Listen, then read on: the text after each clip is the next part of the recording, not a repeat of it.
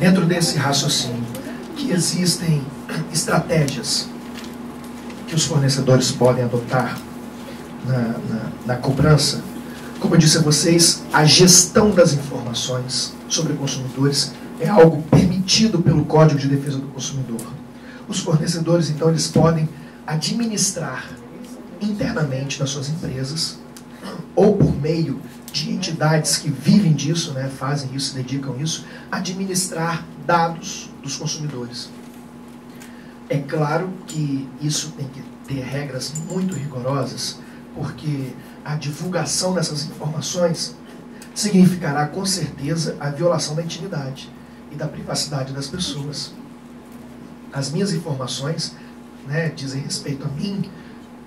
É perigoso que elas sejam tornadas públicas.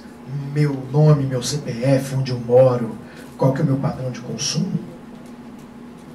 Por isso, a lei permitiu que os fornecedores administrassem duas espécies de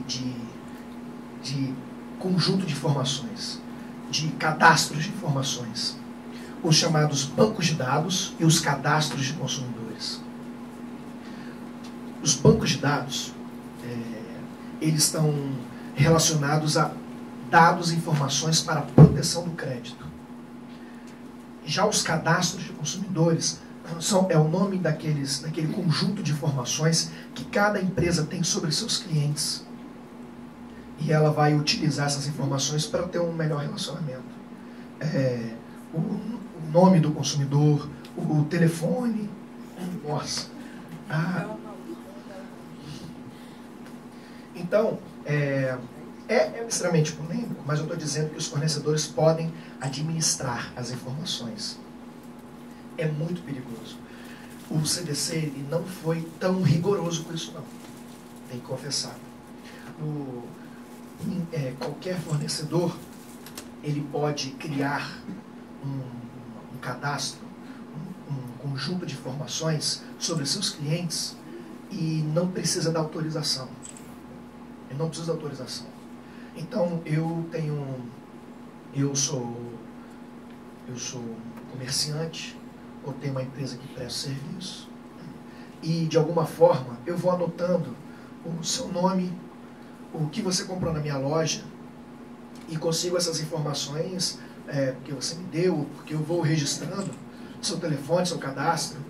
Eu não preciso de autorização, eu preciso informar você que eu estou registrando. No resto do mundo, na Europa, por exemplo, é proibido administrar informações sobre as pessoas sem que as pessoas autorizem. Então, na União Europeia, por exemplo, um fornecedor, para ter um conjunto de dados sobre seus consumidores, ele tem que ter o consentimento. Aqui não. Aqui basta eu informar aos consumidores. Essas regras, elas possivelmente serão alteradas nos próximos anos, porque tem um monte de projeto de lei que visa criar melhor tratamento a isso, para preservar a intimidade e a privacidade das pessoas. Os bancos de dados, então, como eu falei para vocês, eles têm relação à proteção ao crédito. Normalmente, esses bancos de dados, eles são entidades autônomas, próprias. O SPC, que é administrado pela Câmara de Dirigentes Lojistas, o Serasa, que é uma empresa privada, o CCF é administrado pelo Banco Central, e essas informações, elas são alimentadas pelos próprios credores. Então, as pessoas, os credores que têm consumidores inadimplentes, vão alimentando essas instituições com esses dados, e eles podem consultar todos os dados que estão ali. Na verdade, é uma cooperação mútua entre os fornecedores para todos se protegerem contra consumidores inadimplentes. O CDC permitiu isso porque isso é uma conduta de boa-fé. É conduta de boa-fé. Boa-fé com o próprio consumidor. Se espera das instituições financeiras que elas realmente neguem crédito àquela pessoa que não tem condição de pagar. Esse comportamento é esperado, porque esse comportamento é solidário. Esse comportamento é respeitoso com o consumidor. Pode parecer contraditório, mas não é. O que a gente mais combate hoje em dia é a oferta de crédito irresponsável. Isso é perigoso. São as pessoas que, por razões quaisquer, precisam de dinheiro para situações de urgência, de emergência, ou porque não tem consciência crítica sobre o seu orçamento, não tem educação financeira e querem pegar dinheiro, e o credor, a instituição de crédito que quer ganhar lucro a custo do prejuízo alheio, ele fornece esse crédito de forma irresponsável, obviamente consciente de que essa pessoa não vai ter condição de pagar, porque o lucro estará na proporção. Não vou receber agora, mas daqui a alguns anos, numa ação de cobrança, numa cobrança abusiva, eu vou receber boa parte desse dinheiro. Então, isso é perigoso.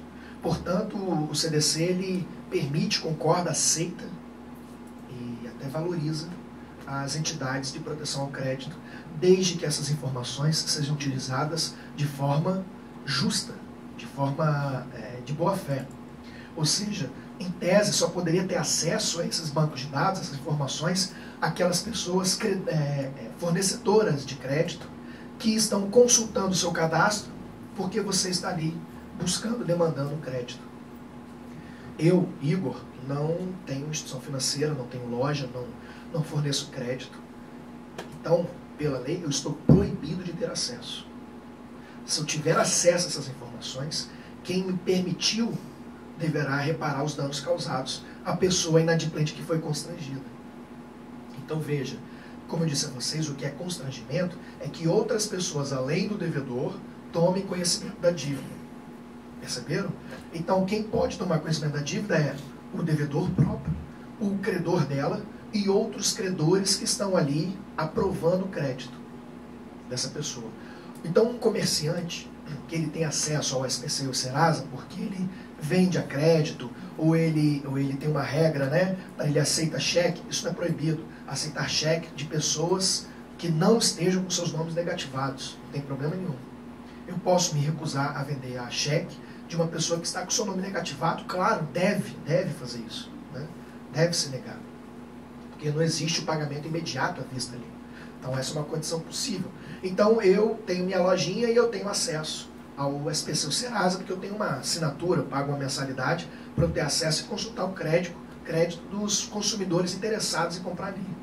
Eu estou proibido de... hoje eu estou querendo saber se Mariana, que é minha amiga, eu estou lá de curiosidade, quero saber se ela está com dívida e eu vou lá acesso. Não posso. Esse acesso é abusivo. Tem como controlar isso? Não, não tem como controlar. Não tem como controlar. Não existe um controle efetivo de que eu, que tenho acesso, chego para a Mariana e falo, fala aí Mariana, fala o nomes e CPF de pessoas aí. Eu vou te dizer onde elas moram, eu vou te dizer quais são as dívidas que elas têm, de forma, né? Essa, obviamente, é uma violação da intimidade e da privacidade do consumidor. Por sua vez, o outro tipo de conjunto de informações, que são os cadastros de consumidores, são aquelas informações que cada fornecedor detém sobre os seus clientes. Essa informação ele não quer divulgar para ninguém, não é bobo, né? É o nome do cliente dele, o telefone, o endereço. Normalmente utiliza isso para mandar promoções, o e-mail para mandar uma publicidade, mandar um convite, para também facilitar a gestão do seu negócio. Ele pode manter? Pode, desde que o consumidor seja informado que ele está registrando. Qual que é a proposta de alteração da lei? É impedir que os fornecedores registrem essas informações sem autorização. Então, não tem quando você vai na loja e o comerciante fala assim, você tem cadastro na loja? Você quer comprar, vai pagar em dinheiro, né? Ah, você tem cadastro na loja? Ah, não tem cadastro. Ah, deixa eu fazer o cadastro aqui rapidinho. Para quê? Ah, para quê? Vou fazer, tá? Aí bota o nome, bota os dados, etc, etc. E ele alimenta essa informação e utiliza isso para publicidade ou para qualquer coisa. Ele não pode vender essa informação. Ele não pode ficar trocando essa informação, porque essa é violação. Sei lá onde meu nome ou SPC vai parar. Qual que é a proposta de alteração? É ele me pedir.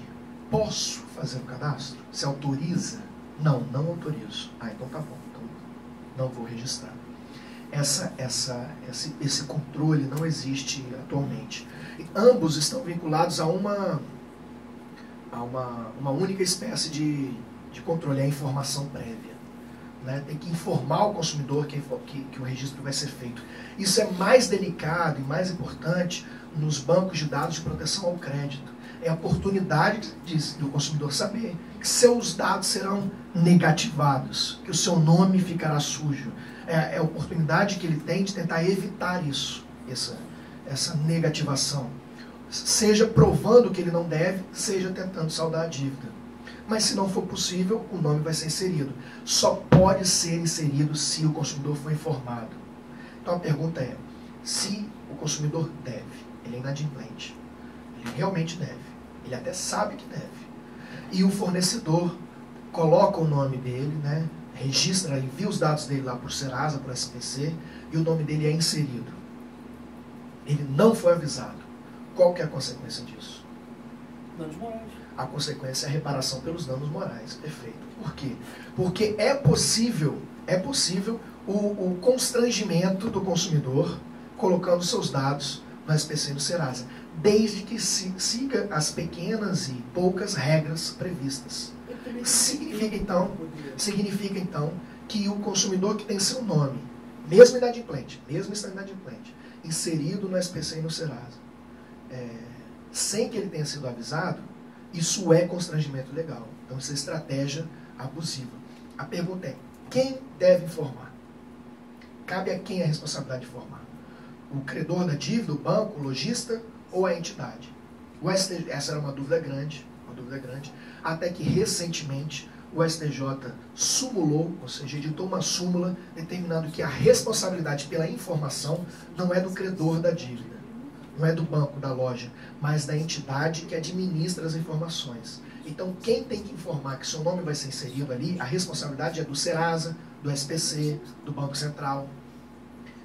Não é do comerciante. Você tem que ser informado, mas quem tem a responsabilidade de fazer isso é essa entidade. Então, é ele que será processado se o seu nome será demandado, se o seu nome for inserido sem que você tome conhecimento. Perceberam? Então, além disso, um outro entendimento interessante, que foi mal interpretado por alguns, o STJ determinou que essas entidades não têm a obrigação de enviar essas comunicações com aviso de recebimento, com AR. Ele não tem obrigação. Então, eles podem enviar a carta e simplesmente enviar a carta sem aviso de recebimento. Porém, assumem o risco, depois, de não conseguir provar que avisaram. Porque ele continua tendo o ônus de provar que avisou. Se o meu nome foi inserido lá, mesmo eu estando inadimplente, sem que eu tenha sido avisado, eu vou demandar contra a entidade responsável por uma indenização por danos morais. Né? Cabe a ele provar que me avisou. O que o STJ diz é que ele não precisa usar AR, mas ele utiliza os meios que ele achar, outras possibilidades de provar. Mas ele tem o ônus de provar, ele escolhe a forma que ele quiser utilizar. Mas a informação é extremamente relevante. E especialmente contra as informações de proteção ao crédito, nós temos essa regra que essas informações poderão ser mantidas ali há no máximo 5 anos, a contar não da data que foi inserida, mas da data da inadimplência, da data em que o consumidor ficou inadimplente, ou seja, da data em que ele passou a ser devedor. A partir desse momento, os fornecedores têm um prazo máximo de 5 anos para manter, não é para colocar o nome não, para manter os dados do consumidor negativados, então, nesses bancos de dados de proteção ao crédito. Passados 5 anos, mesmo que a dívida persista, mesmo que ela não tenha sido prescrito, essas informações têm que ser deletadas. Tem que sumir e tem que sumir de vez. Tem que sumir de vez. Não pode voltar, não. Não pode voltar. Eu deleto agora e daqui para esperar um pouquinho e coloco de novo. Não, porque as informações negativas sobre consumidores só podem ser mantidas a contar da data da inadimplência por no máximo 5 anos. Mesmo se a dívida existir, ela tem que ser deletada. Por conta disso, as pessoas confundem muito de que as dívidas prescrevem em 5 anos. Não, tem dívida que prescreve em 1, tem dívida que prescreve em 3, tem dívida que prescreve em 5, tem dívida que prescreve em 10. Né?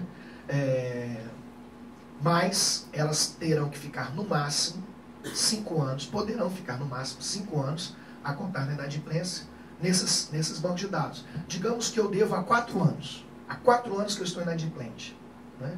E aí o fornecedor hoje resolve colocar meu nome no SPC. Ele pode? Pode, desde que ele me avise, desde que eu seja avisado. Porém, essa informação só pode ficar mais 1 ano lá dentro. Porque já faz 4 anos que eu devo. Então ela vai ficar mantida durante durante apenas um ano. Ou se a dívida não tiver prescrito. Porque, como eu disse a vocês, tem dívidas que prescrevem 3 anos. Cheque, por exemplo, dívidas de cheque, elas prescrevem num total de 2 anos e alguns meses. 2 anos e 7 meses, se não me engano. Porque é 30 dias para o banco apresentar o cheque, para a empresa apresentar o cheque no banco, 6 meses para o título prescrever e 2 anos para promover a ação. Então, a possibilidade de cobrar um cheque, ela termina, acaba de vez com 2 anos e 7 meses. Passado 2 anos e 7 meses, ninguém consegue mais cobrar o cheque. Pode rasgar que não serve para mais nada. Né? Pode tentar cobrar a dívida decorrente do cheque. Mas digamos que ela só tem o cheque, não tem a nota fiscal, não tem contrato para provar que eu devo aquilo, só tem o cheque, com 2 anos e 7 meses não dá mais para cobrar.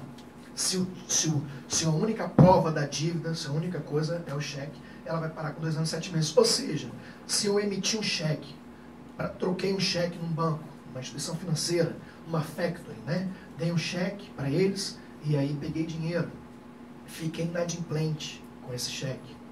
Após 2 anos e 7 meses a contar do vencimento do cheque, ele não consegue mais cobrar, acabou todas as possibilidades. Então não adianta querer botar meu nome no SPC, que já... Para que vai botar meu nome no SPC? Você não tem mais como cobrar. Então veja, o banco de dados de proteção ao crédito é uma alternativa possível à recuperação do crédito. Quando o crédito não pode mais ser recuperado, porque a lei diz que prescreveu essa dívida, acabaram as possibilidades de você entrar com ação, isso vai acontecer numa determinada hora, se o credor não tomar uma iniciativa, por exemplo, protestar o cheque para suspender esse prazo, ou entrar com uma ação de cobrança, se ele não fizer nada, passado o tempo ele perdeu as oportunidades. Então para que o nome vai ficar lá? Só vai ficar lá para ficar constrangendo a pessoa, ilicitamente, a partir de então. Né? Não é matéria exclusiva da nossa área do direito do consumidor, é questão, talvez seja um pensamento de vocês, seja uma curiosidade, todas as obrigações estão sujeitas a prazos de prescrição. Não só no direito do consumidor, mas no mundo empresarial, nas relações civis, estão sujeitas à prática. Isso é para que as dívidas, as obrigações não fiquem eternas durante o tempo. Então todo credor ele tem prazo, dependendo de cada natureza de dívida, de cada tipo de débito, ele tem um prazo para tentar recuperar isso formalmente, com uma ação judicial, com protesto. E aí ele não pode dormir no ponto. Então, você também, como credor de dívidas, como locador de um imóvel, como uma pessoa que emprestou dinheiro sem juros, porque você não é banco, né, que tem uma nota promissória de alguém que está devendo, você também está sujeito a essas mesmas prescrições. Não pode ficar esperando muito tempo, não. Tem que promover a ação. Da mesma forma, o fornecedor de crédito. Então, entenderam isso? Uma coisa é o prazo prescricional para você pagar a dívida. A outra é o tempo em que a dívida pode ficar nos bancos de dados de proteção ao crédito. São os dois controles mais importantes que nós temos. Né? É o tempo de duração dessas informações e a informação prévia. Além disso, outro direito básico que está previsto, eu até registrei no nosso material didático, é o direito de acesso livre a essas informações e o direito de que elas sejam corrigidas também. Se não for feito espontaneamente, você tem direito de exigir isso judicialmente. Quero a informação do que você está guardando sobre mim, ou quero que corrija esses dados que estão falsos. Por exemplo, eu não devo e o meu nome continua no SPC Serasa. Eu já paguei a dívida e, passado algum tempo, ela ainda é mantida ali. Então, eu tenho o direito que ela seja corrigida e exijo isso. A negativa vai, com certeza, configurar um constrangimento e um moral também. Vamos falar de contratos. Contratos. Se tem uma coisa que o legislador ficou preocupado é com a relação entre consumidores e fornecedores na hora de assinar o contrato. Porque está aí uma hora que o consumidor é realmente vulnerável. Especialmente porque a maior parte das relações, os contratos, são contratos de adesão. O que são contratos de adesão? São aqueles contratos típicos, muito comuns nas relações de consumo, na sociedade de consumo, em que, por qualquer razão, uma das partes não tem oportunidade nem poderes para negociar ou mudar qualquer parte do contrato. Isso vai ocorrer em quase 100% das vezes nas relações entre consumidores e fornecedores. Porque se a gente está falando de prestação de serviço de massa, fornecimento de produtos em massa, não dá para esperar, não dá para exigir que o fornecedor negocie com cada um dos seus clientes. Ah, você aceita essa cláusula? E essa? E essa aqui? E essa aqui? Não dá para esperar isso, não vai dar tempo. Né? Então, obviamente, a maior parte dos contratos serão de adesão. É aquele que você só tem duas oportunidades, assinar ou não assinar. Por conta disso, nós estamos sempre numa situação de vulnerabilidade muito grande. Tanto porque, às vezes, é um serviço ou produto supérfluo, mas você está com vontade de ter, e aí, se você quer ter, você vai ter que aceitar aquelas condições. Mas pode ser pior, pode ser um produto ou um serviço que você precisa muito de ter. Não tem como você não ter. É o contrato de serviço de energia elétrica. Você não tem como optar por não ter. E se você tem uma única empresa, que é a única que fornece o serviço, você só tem uma oportunidade: aceitar o contrato ou ficar sem energia. Concordo? Se aquela empresa de telefonia é a única que você tem condição de pagar o preço, para você ter telefonia, você só tem uma opção: aceitar todo o contrato que está ali ou não ter telefone. E essa situação, obviamente, se demonstra uma vulnerabilidade muito grande. É o momento, então, da lei exigir do fornecedor, ao elaborar o contrato, ao apresentar o contrato, que ele haja com muita boa-fé. E a gente vai ver essa boa-fé contratual de duas formas. Uma é o dever do fornecedor fazer com que o consumidor tenha condições de, previamente, ter acesso ao contrato. Conhecer o contrato também. Então, os contratos entre consumidores e fornecedores só serão válidos se o consumidor teve oportunidade prévia de conhecer o contrato e de entender o contrato. E eu já dei exemplos para vocês isso nas outras vezes, né? De situações em que você contratou um serviço sem ter a oportunidade de ler o contrato, porque contratou por telefone ou contratou pela internet, não estava lá disponível. Às vezes, ele está até disponível, mas está difícil de você ter acesso ou de você entender.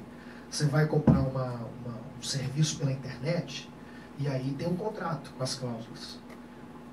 E tá mais ou menos para você efetivar a compra, tem marca, né? Li, entendi, concordei com os termos do contrato. Aí você tem a opção de marcar. Às vezes você aperta ali, né? Aí então vou ler o contrato. Parece 1 milhão de palavras, ou então você aperta aqui, aí tem que ir para cá, tem que ir para cá.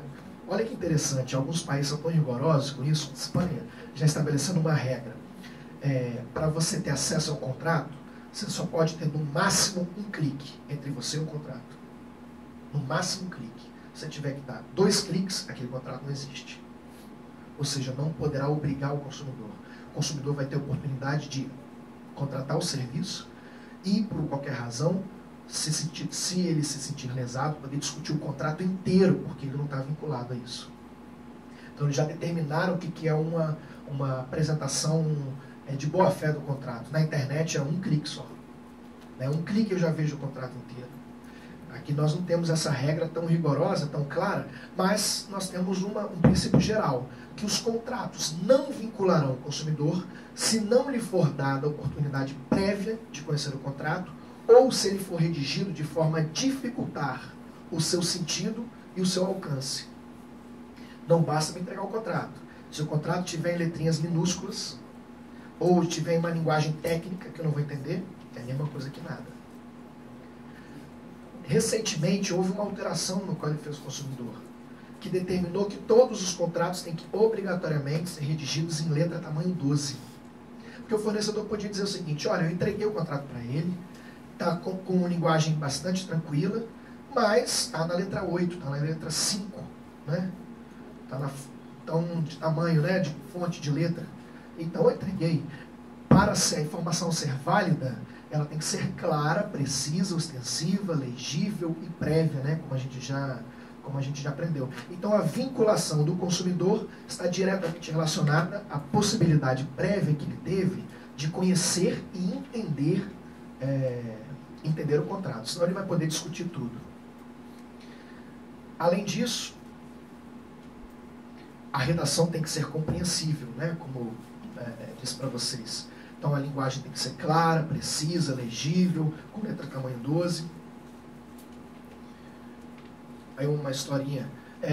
Digamos que nós temos um fornecedor de qualquer tipo de serviço. E ele apresenta o contrato, está claro, está em letra 12, está acessível. Né? E a consumidora, por alguma razão, ela ficou com certas dúvidas, porque o contrato ele tem cláusulas muito divergentes. Né? Uma cláusula diz uma coisa, outra cláusula diz outra.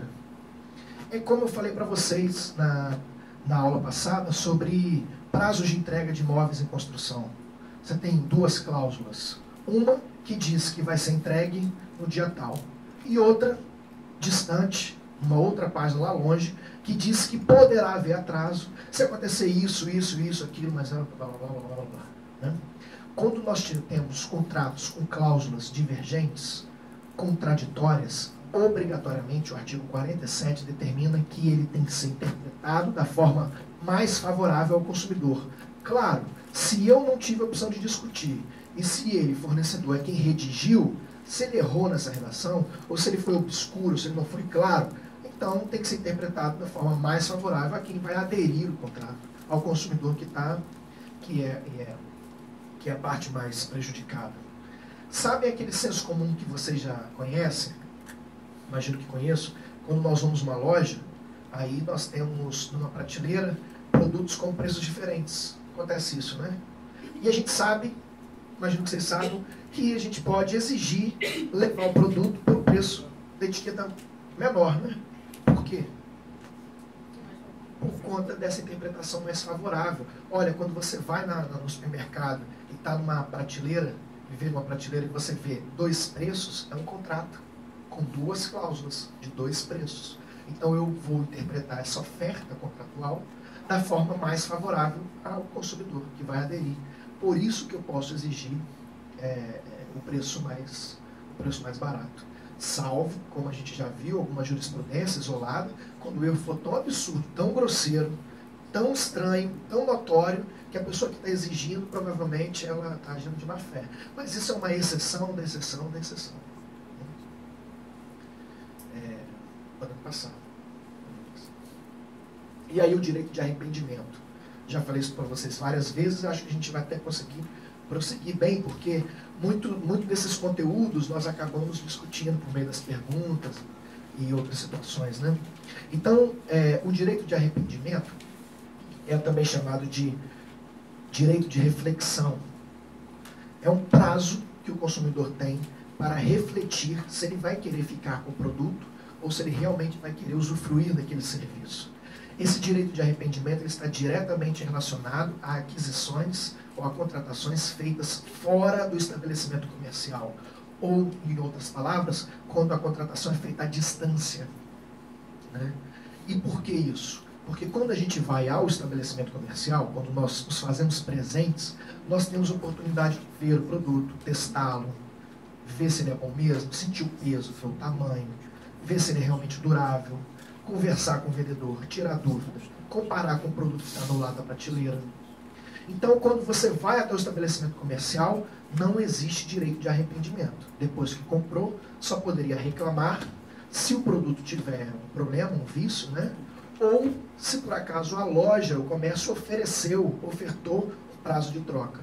Não sendo uma dessas oportunidades, quando nós vamos pessoalmente ao comércio, depois que levou para casa, não tem prazo de arrependimento, de devolução, não existe isso. No nosso CDC, nós só vamos ter essa possibilidade explícita quando as compras são feitas fora do estabelecimento comercial. Então, por duas razões. Uma, porque você não teve acesso pessoal ao produto ou serviço. Então, a possibilidade que você tem de, em 7 dias, a contar da data da entrega do produto ou da data da prestação do serviço, um prazo para se arrepender, um prazo para refletir. o exercício desse direito não depende de nenhuma justificativa. Você não precisa, por exemplo, ao exigir a desistência ou ao exigir a devolução do seu dinheiro, né, devolver o produto, você não precisa justificar dizendo que porque eu não gostei, porque eu não quero, não tem justificativa nenhuma. Porque a outra razão para esse prazo de reflexão existir é porque normalmente essas compras elas ocorrem por impulso. Uma compra não muito consciente, uma vontade muito efêmera, né?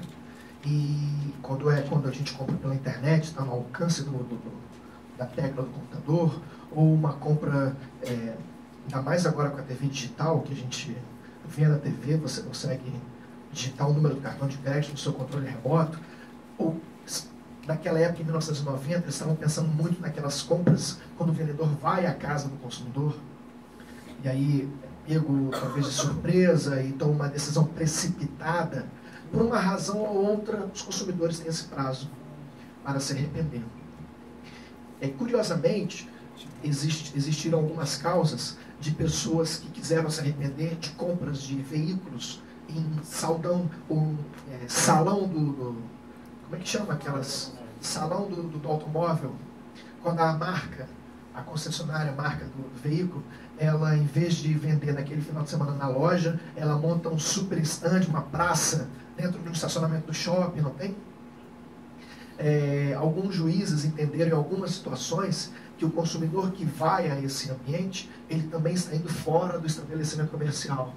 Por mais que ele esteja diante do carro, ele esteja vendo, entenderam alguns tribunais que isso se encaixa perfeitamente nesses exemplos de compras feitas por impulso ou sem uma oportunidade de reflexão melhor. Então elas também estão sujeitas aos prazos de arrependimento, né? São decisões atuais, mas também não são majoritárias, não. Algumas decisões isoladas que entenderam dessa forma a possibilidade do consumidor refletir melhor e se arrepender dessa aquisição. Não pode o fornecedor exigir qualquer condição para que a desistência ocorra. Não pode.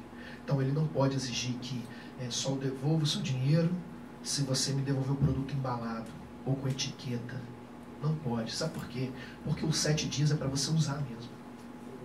Os 7 dias é para você testar o produto, para ver se ele serve. Por que 7 dias? Sei lá, o legislador escolheu entre 3, 4, 5, 10, escolheu 7 dias. Estabeleceu uma semana, pronto, 7 dias já é suficiente. 7 dias corridos, não são 7 dias úteis. São 7 dias corridos. Entendeu o legislador que é o suficiente para a pessoa testar o produto, ver se lhe agrada, ver se realmente tem a durabilidade que ele espera, as qualidades. Ou também para ver, puxa vida, não precisava desse negócio, comprei esse negócio por impulso. Então não pode exigir o fornecedor qualquer condição e nem pode haver qualquer custo para a devolução. Não pode haver qualquer custo. O custo é todo da empresa que forneceu. Então, as grandes empresas de comércio eletrônico, elas já sabem que esse custo que elas têm em enviar o produto e receber o produto de volta, elas sabem que faz parte do negócio. Tá? Não é um prejuízo que, puxa vida, que prejuízo. Nada disso. Mesmo porque o CDC veio antes do comércio eletrônico. O CDC veio antes da internet. Então, quando surgiram os sites de compras, os sites de compra coletiva, as lojas virtuais, já existia essa regra. Então, quando elas implantaram, elas já sabiam que isso fazia parte do custo do negócio e continua valendo a pena, tanto que estão aí vendendo cada vez mais. Podendo passar, mãe. Contratos de crédito. Tenho falado muito de exemplos de contratos de crédito, né? Contratos de crédito também foi uma grande preocupação do legislador. Quando ele começou a falar das regras de proteção contratual, que é o capítulo que trata do CDC, das regras que visam tentar evitar e diminuir um pouco a vulnerabilidade do consumidor ao assinar contratos de adesão, estabeleceu o legislador regras específicas para os contratos de crédito. E aqui eu quero entrar nas questões mais atuais sobre isso. Aí eu volto a falar sobre isso, volto a ressaltar. Uma grande preocupação dos órgãos de defesa do consumidor, uma grande preocupação do mercado econômico, do poder público, das instituições financeiras, é o altíssimo nível de superendividamento das famílias brasileiras. Aumenta absurdamente o número de pessoas endividadas, cada vez mais. Isso é um efeito natural, colateral do desenvolvimento econômico que o Brasil viveu. Para nos fortalecermos, precisamos de fortalecer a nossa indústria. O Brasil tem duas grandes indústrias fortíssimas, três, aliás. A indústria de veículos, a indústria de produtos de cozinha, né, geladeira, fogão, eletrodomésticos, e a construção civil. Se você tem essas três indústrias muito fortes numa determinado país, numa determinada região, a economia com certeza vai se fortalecer, porque são grandes produtores, grandes arrecadadores de tributos, grandes empregadores. Então isso gera um círculo saudável, um ciclo saudável de desenvolvimento econômico sustentável, desde que respeitado, obviamente, todas as regras, né? Mas não adianta fabricar um monte de carro, não adianta construir um monte de prédio se não tiver pessoa para comprar. Se por um lado se produziu muito, construiu muito prédio, fabricou muito carro, fabricou muita geladeira, e especialmente porque o governo deu esses subsídios, inclusive retirando o IPI, né? Retirando o IPI de alguns desses produtos para estimular que o preço abaixasse para as pessoas comprarem, ainda assim, mesmo tirando os impostos, o valor não é acessível à grande maioria da população brasileira. Mas, se fabricou, precisa que esse negócio seja entregue. Venha a segundo mecanismo, crédito. Então, o governo federal vem e cria vários políticas e planos econômicos para que o crédito fosse facilitado, fosse mais acessível. Um efeito colateral disso, muito bom, porque fabricaram muito, compraram muito, todo mundo conseguiu crédito, Minha Casa Minha Vida, financiamento de veículos, uma grande facilidade, todo mundo feliz da vida, conseguindo empréstimo. O brasileiro nunca conseguiu empréstimo como conseguiu nos últimos anos. Nunca tantas famílias tiveram carro, geladeira, nunca tanta gente comprou apartamento, até um determinado momento, né, em que as parcelas começam a doer um pouco mais no bolso, e que essas pessoas, sem uma programação financeira mais segura e sustentável, passaram a não dar conta desses créditos, não dar conta desse financiamento. E aí nós tivemos um crescimento muito grande da população super endividada, que agora é um problema para as duas partes. Um problema para a sociedade, nós temos pessoas ali com situação perigosa, de risco de miserabilidade. Por outro lado, os próprios fornecedores perderam boa parte de seus clientes, que com seus nomes sujos, com os orçamentos comprometidos, não vão conseguir mais comprar os carros, os prédios e os produtos, mesmo que abaixem os impostos. Aí o que nós temos? Essa especulação imobiliária, que nós temos no Brasil inteiro, um monte de prédio construído, tudo vazio, os pátios das fabricantes concessionárias cheios de carro, né? E as lojas com aquele estoque imenso, porque desacelerou o consumo, porque aumentou o endividamento. Foi legal durante algum tempo, agora a brincadeira já não está tão divertida. E aí, por conta dessa posição de vulnerabilidade, aí volto a dizer, é ruim para todo mundo, tá ruim para todo mundo. Mas o que nosso foco aqui é analisar aquilo que é ruim para o consumidor, para saber quais são os mecanismos.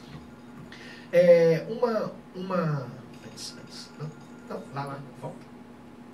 Isso.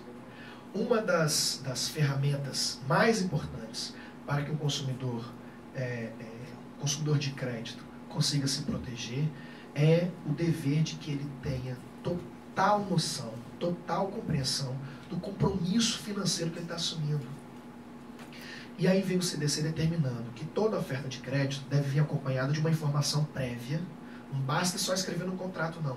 Antes, o consumidor, antes de assinar, ele tem que ter entendido e visto qual é verdadeiramente o valor do empréstimo que está pegando, quais são os juros, quantas as parcelas, quais são as taxas que incidem nesse empréstimo, se ele vai ter que pagar IOF ou não, se tem taxa de aprovação do cadastro, se não tem, se tem outras tarifas que vão incidir, qual a forma de pactuar os juros, qual o montante que ele vai pagar. Então, qual a diferença entre a vista e o valor total que ele vai pagar. Então, essas informações são importantíssimas para que o consumidor consiga tomar a decisão, se pega o empréstimo ou não pega, ou se pega o empréstimo aqui, ou se pega o empréstimo ali. E veja, uma das informações mais básicas é aquela que a gente menos vê sendo fornecida, né? É o cálculo de o carro custa 40 mil. Você vai pagar, normalmente a informação que a gente recebe como consumidor olha, o carro é 40 mil, se você financiar você vai pagar parcelas, 50, 48 parcelas de X reais, né? E o montante de juros é tanto. E aí normalmente a informação melhor que você poderia ver, qual que é a diferença? Qual é o montante total? Porque o montante total é sempre assustador. E o fornecedor vai fazer de tudo para não te dar essa informação. Porque realmente é assustador você saber que de 40 mil você vai pagar 90. Né? Se você atrasar uma dessas parcelas, ela dobra, triplica no preço em 2, 3 meses. Que a taxa de juros pelo atraso é absurda. Essas informações, elas deixam de ser informadas, deixam de ser transmitidas, porque realmente assustam o consumidor. Mas elas são obrigatórias. O Código de Defesa do Consumidor não foi suficiente para garantir uma proteção efetiva. Aí o Conselho Monetário Nacional, que é um órgão regulador das instituições financeiras, estabeleceu uma regra determinando que todo mundo receba uma planilha, todo interessado no crédito, receba uma planilha chamada custo efetivo total. Eu coloquei no material didático para vocês verem quais são essas informações que devem estar previstas no custo efetivo total. É um cálculo que, na verdade, é feito com base entre o valor à vista e verdadeiramente quanto que você vai pagar ao final. Aí eles têm que seguir uma fórmula matemática que o Banco Central determina para saber qual que é a porcentagem mesmo por ano que você vai pagar de custo. Porque dizer que você vai pagar 2% de juros ao mês não é suficiente. 2% de juros é uma coisa, mas 2% de juros incidindo sobre taxa de aprovação de crédito, tarifa de registro de cadastro, IOF, outro imposto, outra situação, 2% vira 20%. Né? 2% ao mês não vira 24% ao ano, vira 35% ao ano. Então, existe uma fórmula matemática uniforme, padrão, que todas as instituições financeiras devem calcular o empréstimo para você pesquisar. Porque com ela, como é padrão, aí sim.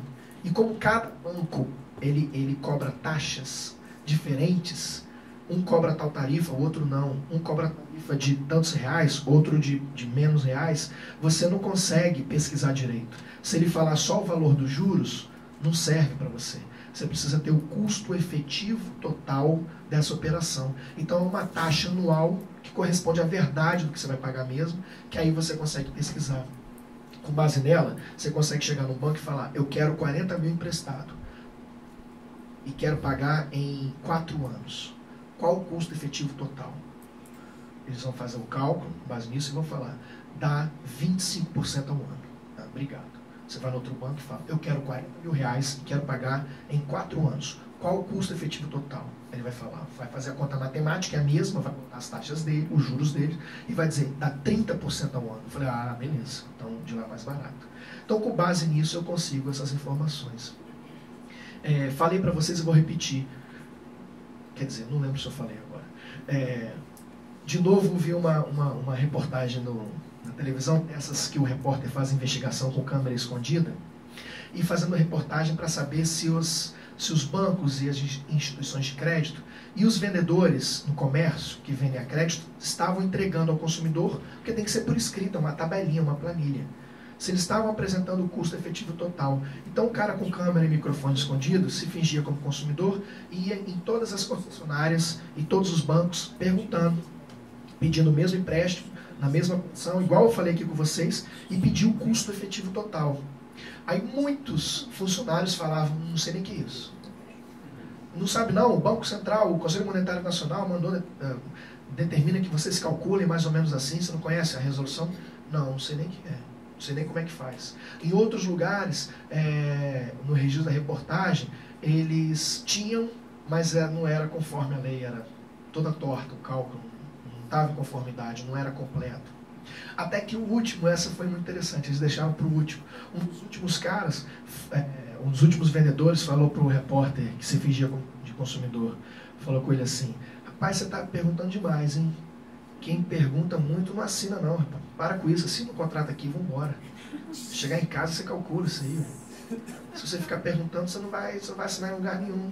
Por quê? Porque você vai saber que o negócio é terrível mesmo, que os juros é alto, você vai ficar com medo, você não vai comprar. Quer comprar o carro? É assim, tem que se endividar. Assina esse trem aqui, fica perguntando demais não. O que demonstra, mais uma vez, né, é lucrativo esconder informação, é extremamente interessante. E é a única arma que nós temos. Você não pode discutir o contrato, não pode negociar ele antes, né? Tem essa opção de aderir. E em decorrência disso, como eu falei para vocês, nós temos um quadro de superendividamento.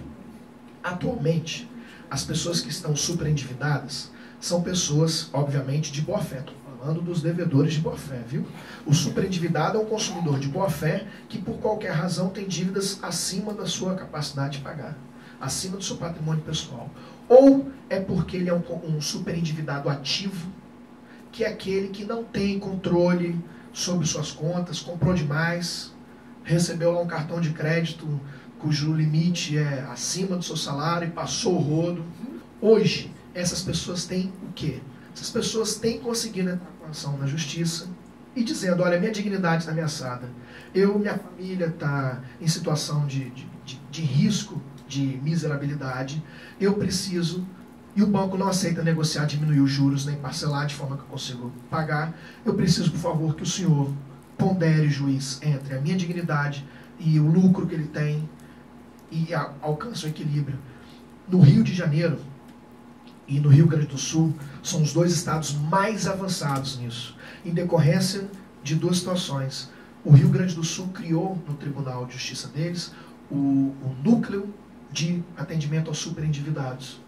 E ali eles começaram a fazer negociações, isso contaminou os juízes, né, gaúchos, que começaram então a dar decisões nesse sentido, obrigar as empresas a baixarem o débito.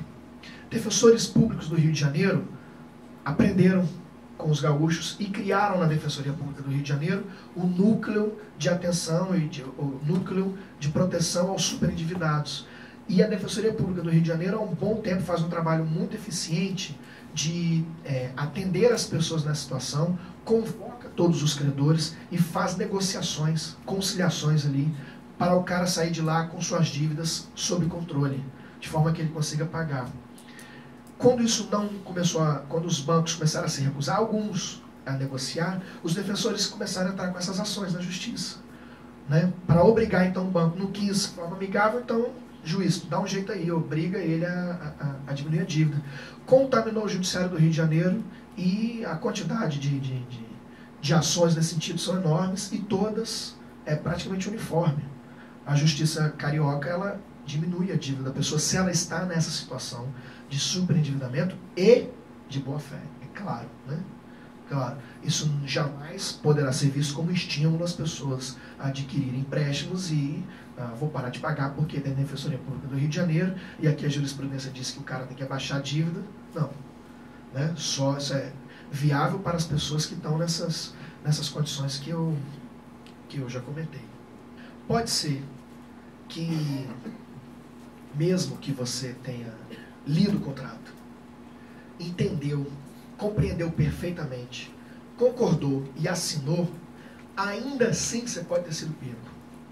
Ainda assim você pode estar numa situação de desvantagem. Porque, veja, imagine que você precisa demais daquele serviço, ou precisa muito daquele produto, e viu que só aquela empresa tem condições de fornecer para você, dentro das condições que você pode pagar. E aí você assinou o contrato. Esse contrato, como ele é imposto unilateralmente as cláusulas pelo fornecedor, pode ser que ali tenham cláusulas chamadas abusivas. O que são cláusulas abusivas? Resumidamente, vocês vão entender. São cláusulas que refletem práticas abusivas. São práticas abusivas escritas no contrato. Porque exigem obrigações exageradas do consumidor. Coloca ele numa desvantagem absurda. Coloca o fornecedor numa vantagem muito exagerada, muito injusta. E normalmente, se não existisse esse sistema de cláusulas abusivas, que são nulas de pleno direito, quando você assinaria o contrato e depois percebesse que algumas dessas cláusulas são muito absurdas, você não vai conseguir cumpri-las, ou elas te provocam um prejuízo muito exagerado, a resposta normal seria, olha, você assinou, o contrato faz leis entre as partes, agora você vai ter que cumprir. Essa é a regra geral do contrato. O contrato faz lei entre as partes. Pacta sunt servanda. O pacto gera servidão. Você é escravo dos compromissos que você assina. Essa é a regra geral. Só que essa regra geral, quando ela é colocada dentro da realidade das relações de consumo, dos direitos do consumidor, ela é perigosa. O que quer dizer que eu sou escravo de um contrato que eu não tive oportunidade de negociar, de discutir, que eu não tive oportunidade de discordar praticamente. Então essa regra de que o contrato faz lei entre as partes é relativizado, não é forte assim no direito do consumidor, não. Porque pode ter boa parte desse contrato que reflete cláusulas abusivas. E conforme o artigo 51 do CDC, toda cláusula abusiva é nula de pleno direito. Não que o contrato seja nulo, só se as cláusulas abusivas comprometerem o contrato inteiro. O contrato é válido, mas aquela cláusula que é considerada abusiva, ela não pode surtir efeito nenhum. E aí o CDC, de novo, ao falar dos abusos de direito, ele estabelece um rol exemplificativo de cláusulas abusivas, que estão nesse artigo 51 do CDC. Aí vamos ver algumas, então. Obviamente a primeira é aquela cláusula que o fornecedor se aproveita dela para se exonerar de responsabilidade. Do tipo, eu estou vendendo serviço para você, estou prestando serviço, mas se aceita? Aceito. Só que é o seguinte, está lá no contrato, você não pode reclamar se não funcionar, tá bom? Né? Não pode reclamar. Ou você vai me pagar, tem vaga aqui no meu estacionamento. Você quer entrar? Pode entrar, tem vaga.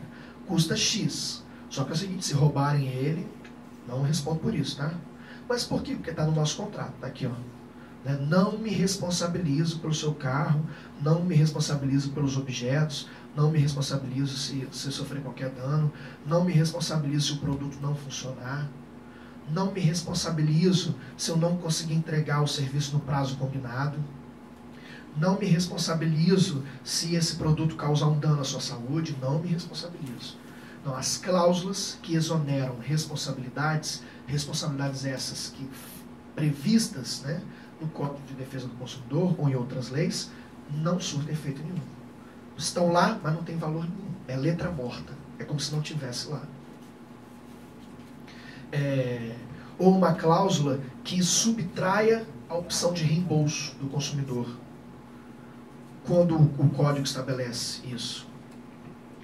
Vou dar um exemplo para vocês. O CDC estabelece expressamente que nos contratos de compra e venda de imóveis, imóveis que estão em construção, o consumidor ele pode desistir antes de receber o imóvel. Né? Tá lá, o imóvel está construindo, e aí eu já escolhi, vou comprar ele, então já assinei uma promessa de compra e venda, enquanto ele está sendo construído eu estou pagando. Existe uma possibilidade do consumidor desistir do contrato. Não é que ele desiste, ele pede a rescisão porque às vezes vai ficar em situação de inadimplência. Ou, então, pode ser que ele não deu conta de pagar e pelo próprio contrato é natural que o construtor ele rescinde então o contrato. Você não conseguiu terminar de pagar, então está rescindido, não vou te entregar o apartamento não. Ok? Ok.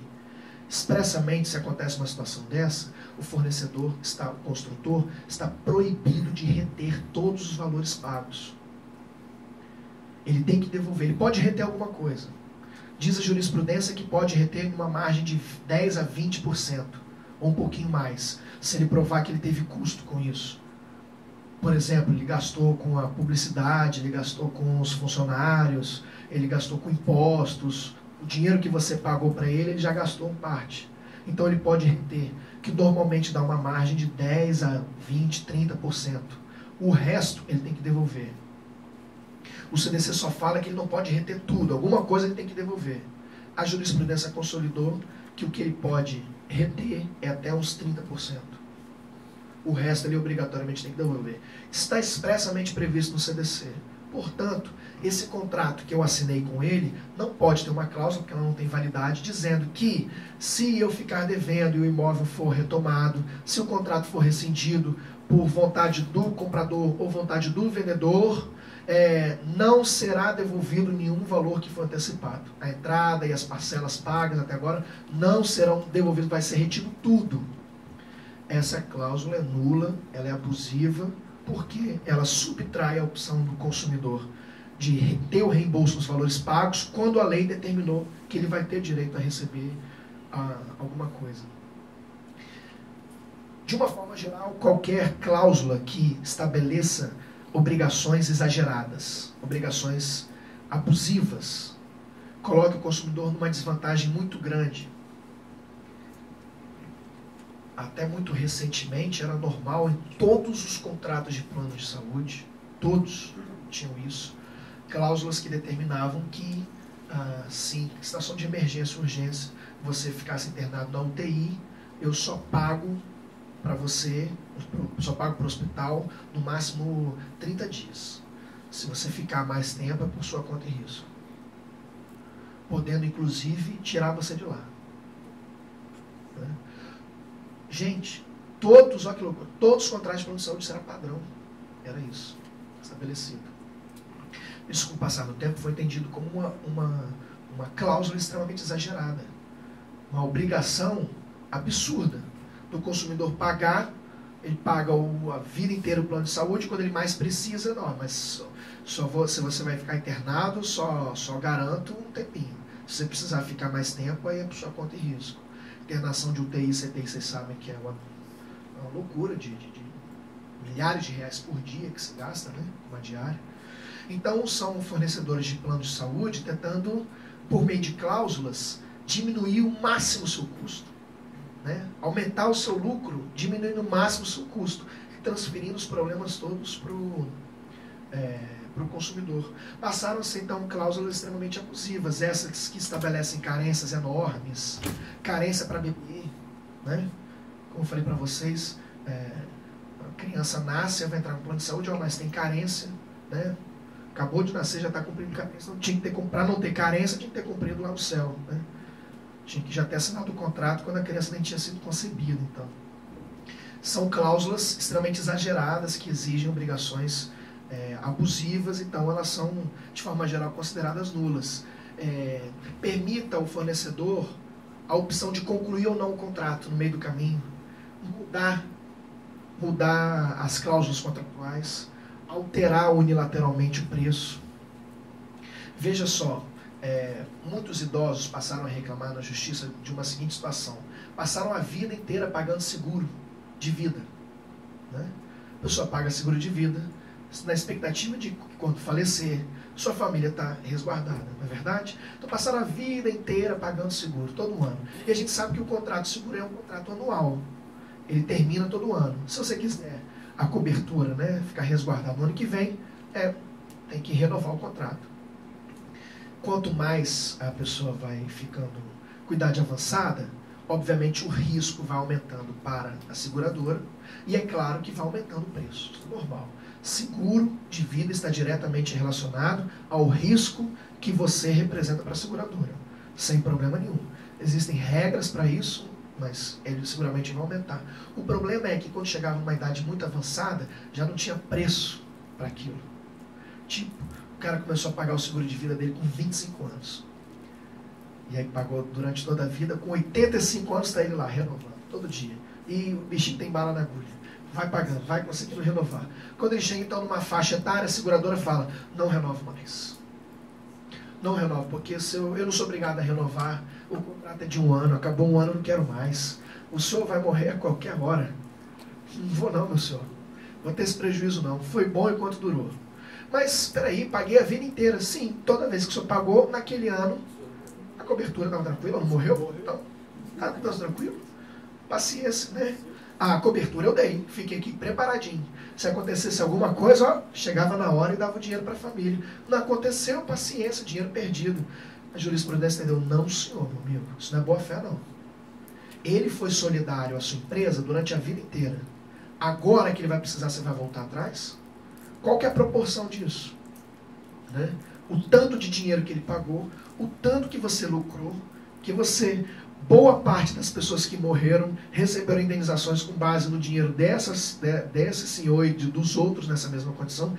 E agora que ele vai precisar, você vai voltar atrás? Vai renovar. E aí começaram a entender que essas cláusulas que permitem não renovação, elas são cláusulas abusivas, porque altera as expectativas do consumidor. E passaram a ser entendidas como cláusulas nulas. Da mesma forma que já está expressamente proibido, já consolidado, a possibilidade de aumentar o plano de saúde das pessoas acima de 60 anos.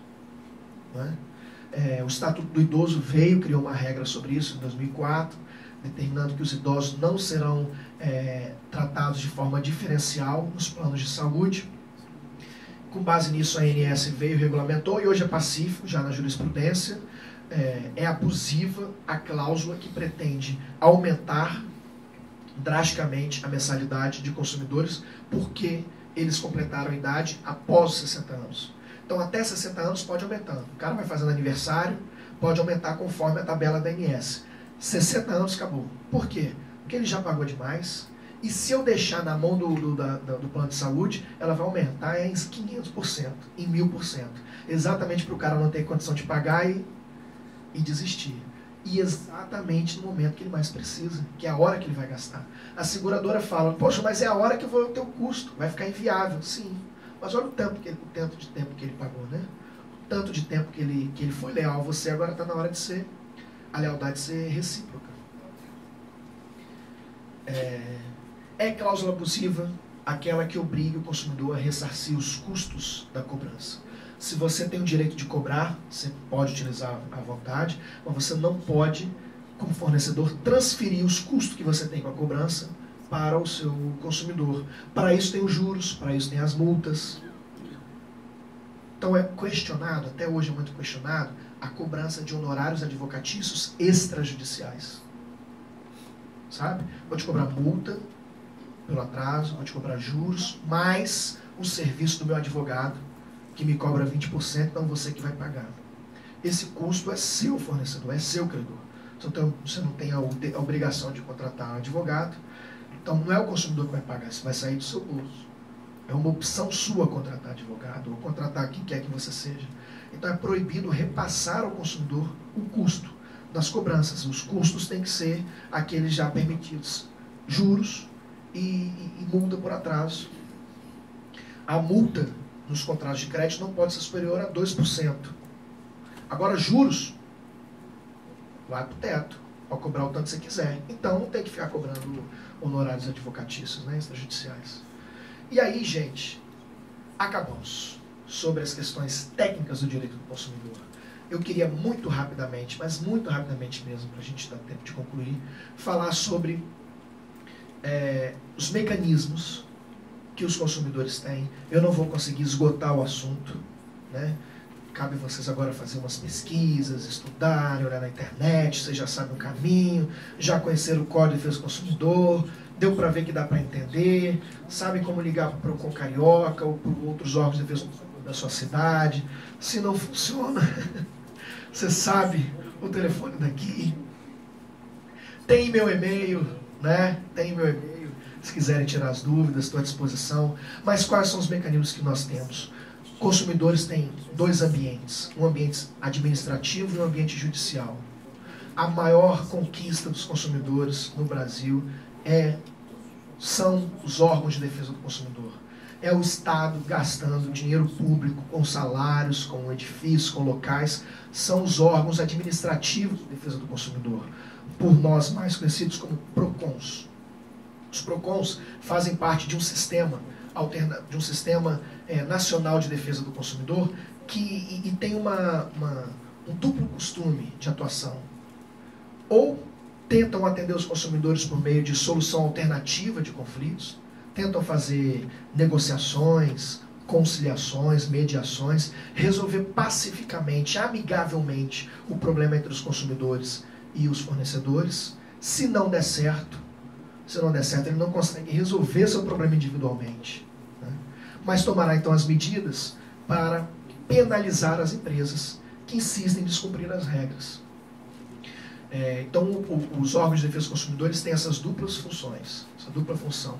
São órgãos de fiscalização e punição, né? Eles são guardiões das regras de defesa do consumidor, têm poderes elevados, não é só multa, não. O CDC estabelece poder do PROCON e dos outros órgãos de apreender mercadorias, caçar licença, interditar a empresa, fechar as portas. São poderes altos, poderes graves que tem.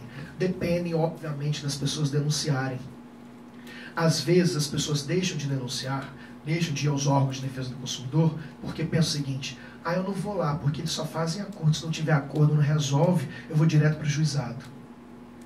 Esquecem que quando você denuncia uma reclamação no PROCON, ela é somada com as várias outras reclamações da empresa.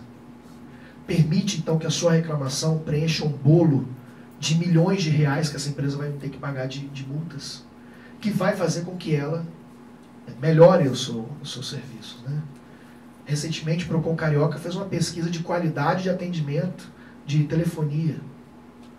E aí percebeu que 2 grandes operadoras tinham serviços inadequados, caía a ligação, falhava. Teste simples que dá para fazer pelo sistema da Anatel. Os funcionários ficaram testando, funcionando as linhas telefônicas, perceberam que não funcionavam. Auto de fração, quantos reais? Foram uma boa centena de milhares de reais. Foi 2 milhões e pouco. Essas multas são recolhidas para fundos. Fundo Municipal de Defesa do Consumidor, Fundo Estadual. E esse dinheiro vai para onde? Esse dinheiro volta para a sociedade. Obrigatoriamente, o dinheiro tem que voltar para a sociedade. Por exemplo, o dinheiro das multas desses órgãos está voltando para cá, né? Se o curso está sendo realizado, os custos, né, de nós estarmos aqui, está sendo pago com dinheiro do Fundo Municipal de Defesa do Consumidor, que é o fundo que recebeu e vem recebendo as multas das empresas que infringiram os órgãos de defesa do consumidor. Obrigatoriamente, o dinheiro não pode ter outro destino a não ser a sociedade de consumidores. Então, a elaboração de cartilhas, a aquisição de equipamentos para fazer teste de monitoramento, aquisição de, por exemplo, veículos para os fiscais. Existem órgãos de defesa do consumidor que têm ônibus para poder levar as informações em locais mais remotos, né? Então, obrigatoriamente, o dinheiro desse fundo tem que voltar. O fundo só cresce se o PROCON souber que as coisas estão acontecendo. E ele só consegue saber se as pessoas denunciarem. E PROCON Carioca, por exemplo, a denúncia é simples, né? Por telefone. Por telefone já é possível registrar. É verdade, às vezes o PROCON não consegue resolver o seu problema particular. Não consegue fazer com que a empresa devolva o seu dinheiro. Ou pague uma indenização. Isso é verdade. E aí, é importante a denúncia. E é importante que você queira resolver o seu problema. Então, nós temos a via judicial. A defesa do consumidor em juízo. E o CDC, então, ele criou várias regras. 2 exemplos, por exemplo, que a gente poderia dar, são regras que facilitaram a defesa do consumidor. São regras para tornar o acesso à justiça mais facilitado. A mais importante delas é a inversão do ônus da prova.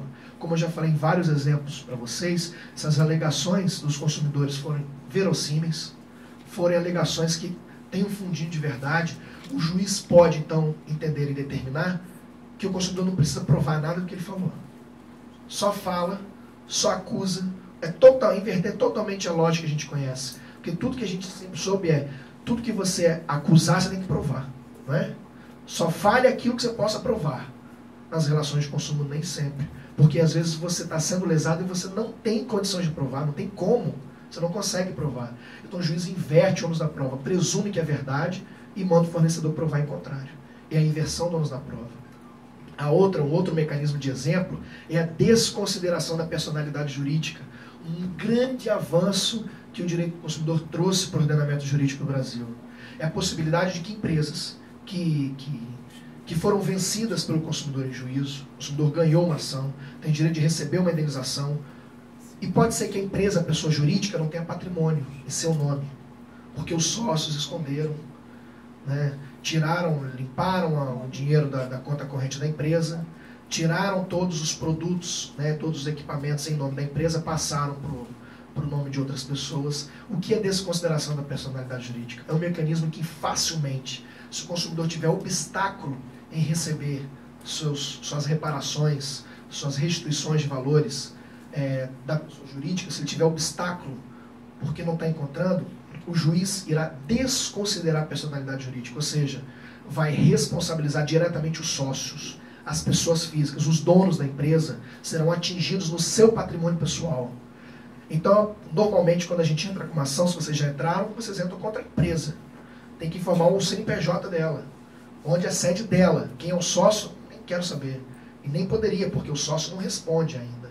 Quem responde é a empresa pelos seus próprios atos. Mas pode ser que você ganhe uma ação, aí o juiz vai bloquear a conta da empresa, cadê? Não tem dinheiro.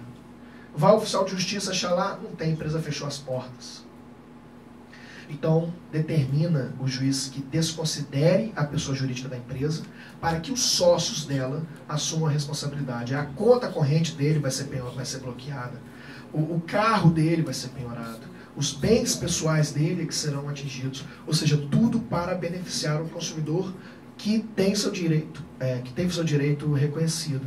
E por fim, gente, um grande mecanismo também é a possibilidade que o CDC determinou de várias entidades, várias instituições poderem promover ações coletivas.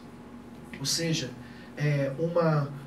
tenho estimulado a vocês que nas suas cidades criem associações de defesa do consumidor. Se na sua cidade não tem o PROCON, ou os órgãos não estão correspondendo às suas expectativas, você, junto com outros consumidores conscientes, basta 2 pessoas se reunirem e criarem uma associação. O custo disso, para criar, é irrisório. É claro que tem um custo para manter, é verdade, mas a sede pode ser na sua casa. Basta que tenham 2 pessoas e criem uma associação, e as associações, como vários outros órgãos de peso, os PROCONs, a própria União, os estados, os municípios, a Defensoria Pública, o Ministério Público, as associações de defesa do consumidor, como todos, são legítimos representantes da coletividade e podem promover ações coletivas. Ou seja, ações que representam não seus interesses pessoais, mas o interesse pessoal de todos os consumidores, né, da região. Então, no Brasil, verdadeiramente, e aí eu destaquei, botei as associações numa fonte maior ali, porque no Brasil, quem contribuiu para essa série de jurisprudências inovadoras que eu falei para vocês, quem conseguiu isso foram as associações de defesa do consumidor. O Ministério Público deu sua contribuição, os PROCONs deram sua contribuição, mas o forte, quem mudou a história, foram as associações. No Brasil nós temos 2 que são enormes associações, você já deve falar, o IDEC e o Brasilcom. São 2 grandes associações de âmbito nacional. Entretanto, não são as únicas. Quantas associações? Do Fórum. Muito mais de 50 associações de defesa do consumidor tem no Brasil. Porque é fácil você criar. E tem muito poder. A partir de 1 ano de criação da associação, ela já pode promover ações coletivas. Se for urgente o problema, se for uma coisa grave, problema muito grave, pode até ser, criou a associação hoje e amanhã já promove uma ação perigosa. Por exemplo, vítimas de acidentes aéreos, a primeira coisa que as famílias fazem é criar a associação das vítimas de acidente aéreo. Para quê? Para processar em conjunto a empresa. Vítimas de um hospital que teve infecção hospitalar. A micobactéria foi uma infecção que pegou Minas Gerais, Rio de Janeiro e Espírito Santo. As vítimas dessa infecção hospitalar se juntaram e formaram a Associação das Vítimas da Micobactéria, promovem ações para proteger os direitos dos associados e de todas as vítimas da região. Então são essas 3 grandes ferramentas que nós temos. Os órgãos administrativos de defesa do consumidor, o acesso facilitado ao judiciário, né? E a tutela coletiva do consumidor, que é tanto feita por alguns órgãos públicos, mas pode ser feito por qualquer conjunto de pessoas que formaliza, cria, faz o estatuto, registra e pronto. Já tem poderes para substituir, tem o mesmo poder que o Ministério Público, o mesmo poder que o PROCON. Não pode multar, mas pode promover ações e pedir indenizações por danos morais coletivos, que vão para onde? Para o mesmo fundo que as multas vão. né? E esse dinheiro, com certeza, essa contribuição vai ser devolvida. As associações estão isentas de custas o processo, isentas de honorários advocatícios, ou seja, não tem nada a perder. Se perder a ação, não paga nada, não tem prejuízo nenhum. Salvo se for litigância de má-fé, né? Só se agir de má-fé. Agora, defendendo, se perdeu porque o juiz não concordou, não tem custo nenhum. Não paga nada. Se precisar de prova pericial, inversão do ônus da prova. É a empresa que vai pagar. O custo, obviamente, é de manutenção. Mas se houver boa vontade, e posso falar uma verdade, o dinheiro do fundo, por previsão do Código de Defesa do Consumidor, tem que ser utilizado para fomentar as associações. Então, as associações no Brasil conseguem recursos fazendo projetos interessantes e pedindo aos órgãos de defesa do consumidor que liberem dinheiro do fundo para ela conseguir se manter, para desenvolver projetos, para fazer cursos, para fazer palestras, para fazer eventos, para promover ações, para contratar laudos. Então, existe todo um mecanismo. O que falta verdadeiramente é a gente conhecer os nossos direitos, né? Então, eu convoco a vocês a aprender mais, a estudar mais e se multiplicar, né? E eu acho que vocês têm potencial para isso.